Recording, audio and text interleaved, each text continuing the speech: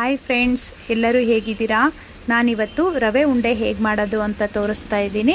ಈಸಿಯಾಗಿ ಸಿಂಪಲ್ಲಾಗಿ ಯಾವುದೇ ಪಾಕ ಇಲ್ದೇ ಈಸಿಯಾಗಿ ಮಾಡ್ಕೋಬೋದು. ಯಾರಿಗೆ ರವೆ ಉಂಡೆ ಮಾಡೋಕ್ಕೆ ಬರೋದಿಲ್ವೋ ಅವರು ಫಸ್ಟ್ ಟೈಮ್ ಮಾಡೋದಾದರೂ ಟ್ರೈ ಮಾಡಿ, ಅಷ್ಟು ಚೆನ್ನಾಗಿ ಬಂದಿದೆ.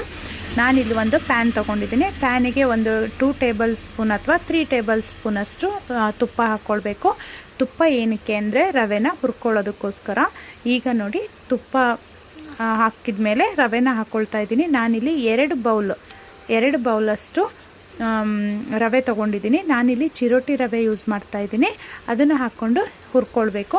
ಈಗ ಸ್ವಲ್ಪ ಬಿಸಿಯಾಗಿದೆ ಅಂತ ಅಂದಮೇಲೆ ಒಂದೊಂದು ಹಿಡಿಯಷ್ಟು ಗೋಡಂಬಿ ಮತ್ತು ದ್ರಾಕ್ಷಿ ತೊಗೊಂಡಿದ್ದೀನಿ. ಅದನ್ನು ಎರಡನ್ನೂ ಹಾಕ್ಕೊಂಡು ಚೆನ್ನಾಗಿ ಹುರ್ಕೊಳ್ಬೇಕು.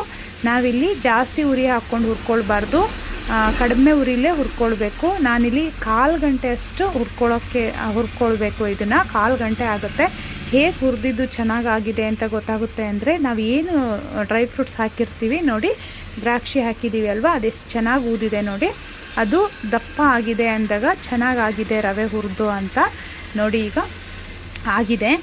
ಈಗ ನಾನು ಏನು 2 ಬೌಲ್ ರವೆ ತೊಗೊಂಡಿದ್ದೆ ಅಲ್ವಾ, ಅದೇ ಬೌಲಲ್ಲಿ 1 ಬೌಲ್ ಕೊಬ್ಬರಿ ತೊಗೊಂಡು ಅದನ್ನು ಸ್ವಲ್ಪ ಮಿಕ್ಸಿ ಮಾಡ್ಕೊಂಡಿದ್ದೀನಿ. ಜಾಸ್ತಿ ಮಿಕ್ಸಿ ಬೇಡ, ಸ್ವಲ್ಪ ತರಿಯಾಗಿ ಮಿಕ್ಸಿ ಮಾಡ್ಕೊಂಡಿದ್ದೀನಿ.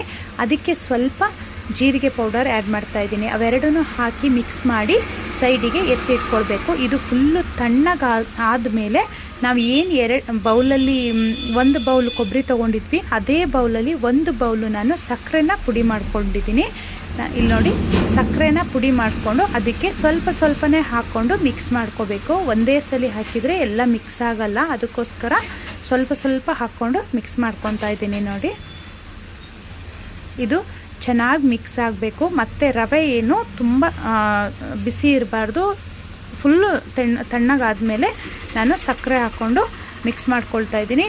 ಆಮೇಲೆ ನಾನು ಇಲ್ಲಿ ಹಸಿ ಹಾಲಿದೆಯಲ್ವ, ಅದನ್ನು ಕಾಯಿಸಿ ಆರಿದ ಮೇಲೆ, ಹಾಲು ಸಮೇತ ಬಿಸಿ ಇರಬಾರ್ದು, ಆರಿರಬೇಕು. ಅದನ್ನು ಹಾಕ್ಕೊಂಡಾದ್ಮೇಲೆ ನೋಡಿ ಮಿಕ್ಸ್ ಮಾಡ್ಕೊತಾ ಇದ್ದೀನಿ. ಒಂದೇ ಸಲ ನೀವು ಹಾಲು ಹಾಕ್ಕೊಳ್ಬೇಡಿ, ಸ್ವಲ್ಪ ಹಾಕ್ಕೊಂಡು ನೋಡಿ ಈ ಥರ ಮಿಕ್ಸ್ ಮಾಡ್ಕೊಳ್ಳಿ. ನಿಮಗೆ ಗೊತ್ತಾಗುತ್ತೆ ಅಲ್ವಾ ಕಟ್ಟೋದಕ್ಕೂ ಹೇಗೆ ಬೇಕು ಅಂತ.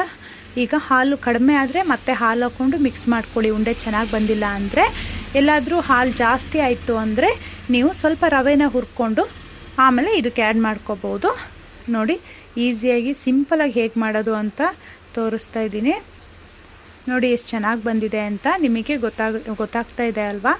ನೋಡಿ, ನನ್ನ ವಿಡಿಯೋನ ಫಸ್ಟ್ ಟೈಮ್ ನೋಡ್ತಾ ಇದ್ದರೆ ಸಬ್ಸ್ಕ್ರೈಬ್ ಮಾಡ್ಕೊಳ್ಳಿ. ಹಾಗೆ ಎಲ್ಲ ವಿಡಿಯೋಗಳಿಗೂ ಸಪೋರ್ಟ್ ಮಾಡ್ತಾ ಇರಿ. ನನ್ನ ವಿಡಿಯೋ ಇದು ಇಷ್ಟ ಆದರೆ ಲೈಕ್ ಮಾಡಿ, ಹಾಗೆ ಶೇರ್ ಮಾಡಿ.